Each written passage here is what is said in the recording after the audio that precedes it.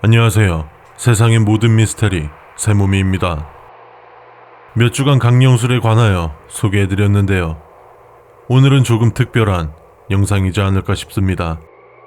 얼마 전 익명의 한 시청자분에게 온 실제 사연 제보인데요. 어디까지나 진실의 유무는 여러분께 맡깁니다만 무분별한 악성 댓글과 비난은 삼가해주시면 감사하겠습니다. 그럼 지금부터 사연 소개해드리겠습니다. 안녕하세요. 저는 한때 루어 낚시를 좋아하던 낚시꾼입니다. 제가 제보할 이야기는 10년 전 충청북도 영동의 한 저수지에서 밤낚시를 하면서 겪은 실화입니다. 왠지 모르는 꺼림직한 경험이어서 다른 사람들에게 알려지는 것을 많이 망설였습니다. 하지만 청취자들께서는 제 이야기가 낚시꾼들 사이에서 흔히 들을 수 있는 창작 소설쯤으로 생각하며 심각하게 받아들이지 않았으면 합니다.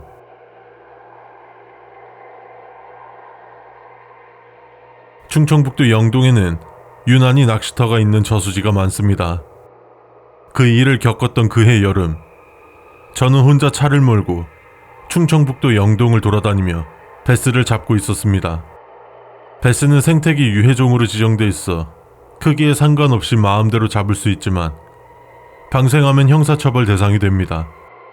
저는 불교 신자라서 살생을 좋아하지 않지만 법의 심판을 받은 이후로는 법을 잘 지키고 있습니다. 그해 7월 하수는 낮에 햇볕이 너무 강해 수온이 높았기 때문에 낮에는 베스가 잘 잡히지 않아 낮에는 잠을 자고 밤에만 낚시를 했습니다. 그리고 그 기묘한 일을 겪던 날 밤낚시에서 저는 베스 대신 이상한 것들만 잡았습니다. 먼저 제가 낚시를 시작하게 된 계기는 젊었을 때 물건을 훔치다가 범죄를 저지르고 부산교도소에서 복역한 후였습니다. 출소 후 전과자라는 낙인이 찍혀 취업이 어려워서 고향을 떠나 충청도에서 지냈습니다. 깜빵에 갇혀 있으면 답답해서 그랬는지 낚시를 하면 기분이 좋았습니다. 그리고 대상 어종으로 선택한 물고기의 꽁무니를 쫓다 보면 삶의 고민이나 과거의 고난을 조금씩 잊을 수 있어서 더 좋았죠. 제가 한 낚시는 1990년대부터 국내에서 시작된 루어 낚시입니다. 그때부터 루어 낚시를 시작했기 때문에 루어 낚시 실력은 우리나라 최고여야 하는데 실제로는 물고기를 잘 못 잡는 꽝조사입니다. 보통 루어 낚시꾼은 허리까지 오는 물에 들어가 물고기를 잡지만 저는 겁이 많아서 무릎까지만 물에 들어갑니다. 루어 낚시는 지렁이나 떡밥 대신 플라스틱과 고무로 만든 루어 미끼라는 가짜 미끼를 사용하는 낚시입니다. 여자들과 초보자분들은 살아있는 미끼가 냄새나고 징그럽다며 손으로 만지는 것을 싫어하기 때문에 루어 낚시를 좋아하는 편입니다. 대신 루어 낚시는 루어 미끼가 살아있는 것처럼 정교하면 정교할수록 비싸기 때문에 루어 낚시를 하다가 잃어버리는 식의 채비 손실이 발생하면 참 안타깝습니다. 그래서 낚시꾼들은 종종 루어 미끼를 찾기 위해 물에 들어갈 때가 있습니다. 저는 거의 20년 동안 낚시를 했지만 밤에 혼자 낚시를 하는 게 조금 무섭습니다. 달빛 아래 어두운 물만 응시하다 보면 가끔 거리감이 사라져서 발을 물에 헛디디게 될 수 있고 수심을 가늠할 수 없는 밤에 물에 들어가는 것은 매우 위험합니다. 밤낚시 때 루어 미끼를 건지러 물에 들어가는 행동은 갑자기 깊은 곳을 밟고 물에 빠져 죽을 수도 있는 자살행위죠. 그래서 저 같은 경우 루어 미끼가 밑걸림으로 빠지지 않을 때 낯이라면 물에 들어가서 꺼냅니다. 하지만 밤이라면 무릎 아래까지만 물에 들어가서 낚싯대를 힘껏 잡아당겨보고 무릎 위까지 들어가야 할 경우에는 낚싯줄을 과감하게 잘라버립니다. 그날도 충청북도 영동의 도로를 따라 차를 몰다가 아무 저수지마다 잠시 들러서 물고기가 있는지 지형을 살피며 베스를 찾아다녔습니다. 그러다 영동병원을 조금 지나자 가로등 없는 하우스 농가들 위로 인적이 드문 도로에 저수지 입구가 있었습니다. 그곳은 멀리서 보면 둥근 달빛과 저수지에서 피어오른 옅은 안개로 약간 음습한 느낌이었죠. 길가에 차를 세우고 저수지에 들어가 보니 푸르스름한 물 색깔, 잔잔한 유속, 베스가 좋아하는 지형 지물들이 많았습니다. 루어 낚시는 다른 낚시와 달리 단거리 캐스팅과 루어 미끼가 살아있는 것 같은 리트리브 액션을 반복하는 낚시입니다. 외국 논문에 따르면 물고기는 색을 구별할 줄 알고 수심에 따라 도달하는 가시 광선의 거리가 다르다고 합니다. 따라서 낚시를 할 때는 날씨와 물의 탁도에 따라 알맞는 색깔의 루어 미끼를 선택해야 베스를 잘 잡을 수 있습니다. 또한 랜턴을 켜거나 발로 소리를 내면 소리와 파동에 민감한 베스가 달아나기 때문에 조심해야 합니다. 물론 더 중요한 것은 베스는 수온에 따라 활동성이 달라지기 때문에 밤에 낚시를 하게 되었죠. 차에서 낚싯대를 꺼내 달빛에 비친 수심, 탁도, 밤에 어울리는 루어 미끼 색깔 등을 준비하고 저수지를 부지런히 돌아다니며 베스가 있을 만한 곳을 캐스팅했습니다. 하지만 루어 미끼에는 수초만 걸릴 뿐 생각보다 입질이 없어서 베스를 잡지 못하고 있었습니다. 1시간이 지나도록 입질이 없어 결국 비장의 카드인 값비싼 일제 루어 미끼를 꺼내 채비를 바꾸었습니다. 채비를 바꾸자마자 저수지 우측의 산비탈 지점에서 강한 바이트를 받았고 낚싯대에 전해진 손맛이 대물 베스의 히트이기를 기대하고 있었습니다. 입질을 받은 곳에는 짧은 길이의 덥수룩한 수초가 듬성듬성 있었는데 가운데 부분이 마치 단정한 이발한 사람의 머리카락처럼 보였습니다. 하지만 저수지 수면의 달빛에서는 색깔이 구별 안 가는 그저 시커먼색의 기분 나쁜 실루엣만으로 보일 뿐이었죠. 그 지점을 집중적으로 공략하던 중 하필 챔질 때 그 머리카락 같은 수초가 루어 미끼에 걸렸습니다. 릴링을 하면서 그 시커먼 수초를 최대한 손으로 만지지 않고 떼고 있는데 수초 속에 퉁퉁 부른 웬 서울 강남 나이트클럽 명함이 같이 있었습니다. 서울 강남 나이트클럽 명함이 왜 여기 있는지 궁금해하며 명함을 물에 버렸는데 이상하게 낚시하는 내내 가라앉지 않고 제 앞에서 빙글빙글 맴돌아 기분이 더 나빴습니다. 낚시꾼이라면 경험하듯이 밤의 어둠 속에서 무언가를 물에서 끌어낸다는 것은 신나는 일이라기보다는 꽤나 무섭습니다. 특히 물에서 물고기 대신 이상한 것들이 나올 때는 더욱 그렇습니다. 밤낚시에서 귀신 생각을 시작하면 귀신처럼 생긴 헛것마저 보이기 때문에 저는 무서운 생각보다는 다른 생각에 집중하려고 노력했어요. 그러다 다시 캐스팅하고 깜짝 놀라야만 했습니다. 이번에는 명함이 아닌 다른 낚시꾼이 물속에서 잃어버린 것 같은 스마트폰이 루어 미끼에 걸렸습니다. 아시다시피 그때 당시에는 대다수 사람들이 폴더폰을 사용했고 스마트폰은 비싸고 흔치는 않았습니다. 스마트폰이 고가의 물건이라서 그저 저수지에 버릴 수가 없어 물을 대충 닦아 주머니에 넣었죠. 그리고 또 뭐가 나올지 궁금해서 다시 캐스팅을 했는데 이번에는 뭔가의 밑걸림이 제대로 생겼는지 릴링조차 되지 않았습니다. 예전에 물놀이객들이나 다슬기 줍는 사람들이 물에서 잃어버린 옷가지에 루어 미끼가 걸려 버린 경험이 있습니다. 그때 루어 미끼가 잘 빠지지 않아서 고생했는데 그때 느꼈던 손맛과 똑같아서 미끼가 옷과 같은 재질에 걸린 것 같았습니다. 지금 물에 빠진 루어 미끼는 비쌌기 때문에 사방이 보이지 않은 밤이었지만 낚싯줄을 끊지 않고 최대한 회수해보려고 했습니다. 저는 낚싯줄을 달래가며 밑걸림을 빠져나오다가 결국 반동으로 인해 실수로 낚싯대를 물에 빠뜨렸습니다. 저수지가 깊지 않아서 물에 들어가서 건지면 잃어버리진 않을 것 같았죠. 하지만 저는 이미 무릎 깊이에 서 있었고 낚싯대는 저에게서 멀리 떨어져 있었습니다. 밤에는 절대 무릎 깊이를 넘는 물에 들어가지 않는다는 제 철칙을 되새기며 그냥 버리기로 결심하고 차로 돌아가 새 낚싯대를 꺼냈습니다. 그리고 차에서 간단히 요기를 하면서 루어 미끼가 아까워서 낚싯줄을 일찍 자르지 않은 게 후회됐습니다. 구하기 힘든 루어 낚시 채비를 잃어버리고 허탈했지만 한편으로는 저수지에서 건진 고장난 스마트폰을 전당포에 맡기면 얼마를 받을 수 있을지 생각하고 있었습니다. 그리고 물에 젖은 스마트폰이 켜지지는 않는지 여기저기를 누르고 있었죠. 그때 조금 전까지 켜지지 않던 스마트폰이 갑자기 웅장한 벨소리를 울렸는데 너무 놀라 심장이 멎을 뻔했습니다. 스마트폰에는 발신자가 반장님이라고 나와 있었습니다.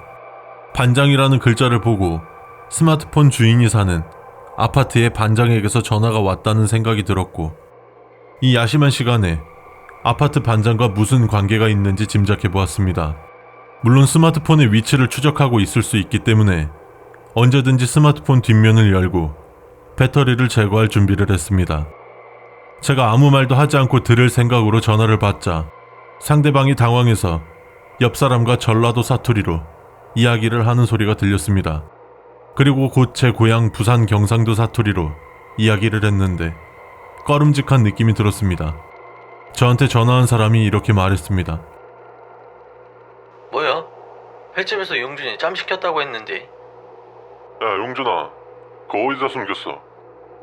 아파트 반장은 스마트폰 주인이 훔쳐간 물건을 애타게 찾고 있는 것 같았습니다. 저는 갑작스러운 질문에 당황해서 얼떨결에 이렇게 말했습니다. 예? 그러자 전화한 사람이 말했죠. 야, 용준아, 너 하나 붕어밥 되는 건 회사에서 일도 아니야. 그 좋은 게 다 좋은 거잖아. 그 좋게 말할 때 말 들어라. 회사라는 단어로 보아 스마트폰 주인은 아파트 주민이 아니라 아파트 관리사무소 직원일 것으로 추정되었습니다. 물건을 돌려주지 않으면 죽이겠다는 말을 들었을 때 머릿속에는 온갖 상상들이 가득했습니다. 저는 스마트폰 주인이 강력 범죄의 피해자일 수도 있다는 의심이 들어 이렇게 물어봤습니다. 저기 혹시 어디 아파트 관리실이에요? 그러자 전화를 건 사람이 분통을 터뜨리며 말했습니다. 야, 이 미친 새끼야. 지금 상하 파악이 안 돼? 야, 너도 알겠지만, 야, 그거 내놓으면 어르신이 살려줄지도 몰라. 그 사장님한테는 나중에 가서 그냥 잘못했다고 빌면 돼. 용준아, 우리끼리는 이러지 말자, 제발. 어? 경찰서장을 의미하는 서장이라는 말을 들었을 때 반장이 아파트 반장이 아닌 경찰서 반장이라는 확신이 들었습니다. 저는 곧바로 스마트폰의 배터리를 뽑아 전화를 끊었고 그 스마트폰을 차 안에 두었습니다. 1시간 더 저수지 주변을 돌아다녔지만 베스의 입질은 더 이상 없었습니다. 아쉽지만 낚시를 그만두고 돌아가려는 찰나에 다행스럽게도 아까 물에 떨어뜨린 낚싯대가 루어미끼에 걸렸습니다. 떨어뜨린 낚싯대를 회수할 생각으로 저수지에서 꺼내려고 했지만 낚싯줄이 감겨있는지 저수지에서 그 낚싯대를 꺼내지 못했죠. 순간 저는 낚싯대를 건지러 물에 들어가고 싶은 충동에 사로잡혔습니다. 그리고 그 이후에 무슨 일이 있었는지 기억이 전혀 안 납니다. 다만 허벅지에 차가운 느낌이 들어 정신을 차렸을 때 저는 이미 저수지의 허리까지 깊숙이 들어가 있었습니다. 놀랍게도 제 손에는 저수지에 떨어뜨린 낚싯대가 들려 있었고 옆에는 맨발로 유영원 슬리퍼를 신고 익사한 남자가 다리에는 낚싯줄과 루어미끼가 뒤엉킨 채 물 위에 둥둥 떠 있었습니다. 저는 겁에 질려 낚싯대를 저수지에 던져놓고 허겁지겁 물 밖으로 기어나왔습니다. 제가 버둥거리며 움직일 때마다 생기는 저수지의 물보라로 인해 익사자의 시체는 점점 더 저에게로 떠오는 것 같았고 익사자의 시체가 흔들릴 때마다 바닷가의 횟집 특유의 악취가 풍겨왔습니다. 그때 저수지의 물을 많이 마셨는데 이상하게 바닷물처럼 짠맛이 나서 눈을 뜨기조차 힘들었습니다. 그때가 제 인생에서 가장 오랜 시간이 걸렸을 때인 것 같습니다. 지금도 해수욕장의 모래밭을 걷다가도 회센터의 식당들 앞에서 풍기는 개 썩는 듯한 비린내를 맡으면 속이 메스꺼워지죠. 낚시채비를 모두 팽개쳐두고 허겁지겁 차로 돌아왔습니다. 예전에 다른 낚시꾼들한테 물에 빠져 죽은 익사자의 시체를 건졌다는 이야기는 들어봤지만 실제로 제게 그런 일이 벌어지자 놀라서 비명조차 지를 수가 없었습니다. 그리고 방금 저수지에서 건진 머리카락 같은 수초가 스마트폰 주인의 머리라고 생각하니 너무 놀라서 얼굴에 핏기가 싹 가실 정도였죠. 경찰에 신고할까도 고민했지만 전과자인 제가 용의자가 될 것이 뻔했기 때문에 경찰에 신고하지 않았습니다. 물론 아침이 되면 다른 낚시꾼이 익사자의 시체를 발견하고 대신 신고해 줄 것이니까요. 게다가 물에서 나왔더니 제 휴대폰이 침수되어 고장나 있었습니다. 저는 산 사람은 살아야지라는 자기 합리화를 하며 한밤중에 정신없이 그곳을 나와 차를 몰았습니다. 운전하면서도 잡념이 끊이지 않았죠. 잠시 생각을 정리해보니 지금까지의 정황으로 보아 반장이라는 사람은 스마트폰 주인이 저수지에서 익사했다는 사실을 모르고 전화한 것이 분명했습니다. 그렇게 마음이 편치 않을 때 아는 형님이 영동읍에서 가짜 양주를 몰래 파는 룸살롱을 운영하는 것이 문득 기억났습니다. 저는 그곳으로 가서 아는 형님에게 술을 얻어 마시며 불쾌한 생각을 떨쳐버리기로 했죠. 오랜만에 만난 아는 형님은 제가 젖어 있는 것을 보고 왜 이렇게 안색이 안 좋은지 걱정하며 저를 VIP 룸으로 데려갔습니다. 아무 일 아닌 척하며 오늘 낚시하다가 고가의 스마트폰을 건진 일을 아는 형님에게 자랑하니 아는 형님이 아는 동생이 전당포를 운영하는데 기름값이라도 받아줄게 라고 제안하더군요. 저는 그럼 그 돈은 진짜 양주를 사는데 쓰세요라며 아는 형님에게 제가 건진 스마트폰을 공짜로 넘겼습니다. 물론 그 스마트폰이 저수지에 빠진 사람의 것이라는 것을 안다면 가져가지 않을 것이기 때문에 그 사실을 숨겼습니다. 그리고 찝찝했던 그 스마트폰을 이렇게라도 처분하고 나니 기분이 한결 나아졌죠.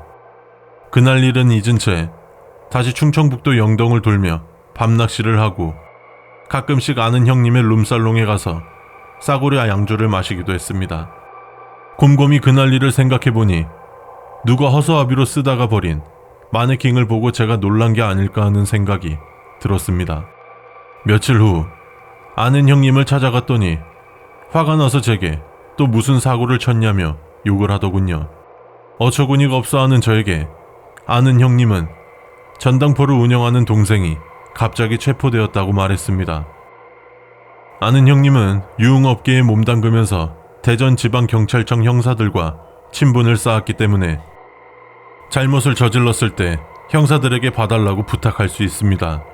그런데 이번에는 서울지방경찰청 사이버수사대 형사들이 출동해서 아는 동생을 잡아갔는데 이례적으로 경찰 윗선이 연루된 것 같아 손도 못 쓰고 있다고 합니다.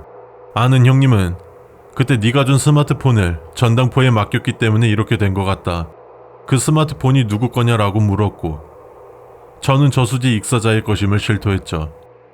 아는 형님은 경찰 추적이 있을지 모르니까 당분간 낚시하러 오지 말라고 조언했고 저 역시 그날의 행적이 추적당해질까봐 루어 낚시채비를 모두 버리고 낚시를 중단했습니다. 그리고 저는 이 부패가 만연한 사람들 사이에서 10년 동안 살아남느라 바빴습니다. 물론 그렇게 바쁘게 살다 보니 낚시하러 갈 시간도 없었죠. 그러던 중 최근 인터넷 뉴스를 보다가 충청북도 영동의 아미실 낚시터에서 낚시를 하던 40대 남성이 낚시를 하다 숨졌다는 기사를 보았습니다. 남자가 낚싯대를 물에 빠뜨리자 그것을 건지려고 저수지에 들어갔다가 힘이 빠져 나오지 못하고 물에 빠져 익사했다는 내용이었습니다. 기사 내용에 따르면 물에 빠져 죽을 만큼 깊지 않았던 저수지에서 낚시 구명조끼를 입었다고 하는데 보통 40대 남성들은 쉽게 지치지 않기 때문에 익사에 대한 의구심이 들었습니다. 누군가 그를 물속으로 끌어당기는 힘이 없었다면 그냥 저수지에서 나왔을 거라고 생각했습니다. 저는 충청북도 영동의 저수지를 많이 찾아다녔지만 관심 없이 드나들어서 어디를 갔는지도 기억나지 않았죠. 뉴스 기사 사진으로 사고 현장을 보고 있는데 한번 가본 적이 있는 곳 같은 기분이 들어서 인터넷 지도를 찾아보니 그곳은 제가 10년 전 스마트폰을 건졌던 곳이었습니다. 그리고 10년 전 스마트폰 주인의 죽음과 10년 후 이 낚시꾼의 죽음은 단순히 우연으로만 보기엔 무리가 있다는 생각이 들었습니다. 그러자 아는 형님에게 술값 대신 스마트폰을 넘겨주며 잊으려고 했던 10년 전의 의문점이 계속 내리를 스쳤습니다. 10년 전 낚시를 하다가 건진 스마트폰의 주인이 억울한 죽음을 알리는 물귀신이 된 걸까요? 그리고 왜 아파트 관리사무소의 어르신이 횟집에서 그를 청부 살해하려고 했을까요? 그리고 스마트폰 주인은 회사에서 무엇을 훔쳤으며 왜 형사들은 그것을 찾는 데 집착했을까요? 왜 서울지방경찰청 사이버수사대는 아는 형님의 동생을 체포하려고 충청북도 영동까지 출동한 걸까요? 한동안 머리가 너무 복잡했습니다. 아마 여러분 중 몇몇은 제 이상한 경험을 분석하는데 저에게 더 도움을 줄 것이라고 확신하기 때문에 여러분에게 이 이야기를 털어놓은지도 모르겠습니다. 일반적으로 낚시꾼들은 물에 들어가는 것이 얼마나 위험한지 알고 있어서 물에 들어가지 않으려고 노력합니다. 하지만 물가에서 혼자 멍하니 낚시를 하다 보면 마치 무엇인가 끌리는 것처럼 반쯤 물속에 잠겨있는 낚시꾼을 가끔 발견하게 됩니다. 삶이 고달퍼서였을까요? 어쨌든 마지막으로 여름휴가 낚시철 안전사고에 항상 주의해 주시길 당부드립니다.